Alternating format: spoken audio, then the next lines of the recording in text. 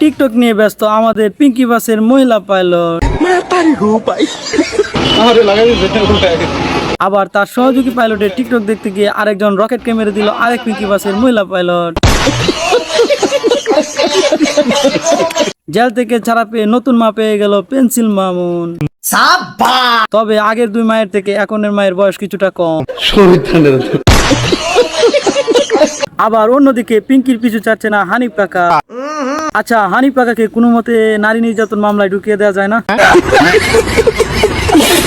Adolf ডানে গেলে ডানে যাবে, বামে গেলে বামে যাবে। অ্যাডলফ পানি খেলে সে পানি খাবে। হিজড়ার বাচ্চা, তোকে আমি ধারণ করি, জুতা পিটা দিয়া তোকে লাল বানায় ফেলবো। বেয়াদব হিজড়া কোথায়। এদিকে 2 হিজড়ার কথার যুদ্ধে ফেসবুকে কান রাখা যাচ্ছে না। আচ্ছা, কোনো মতে এদেরকে পাবনা পাঠিয়ে দেওয়া যায় না? তাহলে আমরা একটু শান্তি পেতাম আর কি। আর পাবনার দারোয়ানকে এমন স্ট্রং করে দেওয়া হোক যেন এই 2 হিজড়া কোনো মতে জেল ভেঙে পালিয়ে না আসতে পারে। কি আপুরা, সারাদিন কি টিকটক দেখে সময় নষ্ট করলে হবে? না, মাঝে মাঝে তোমার লিঙ্কও দেখতে হবে।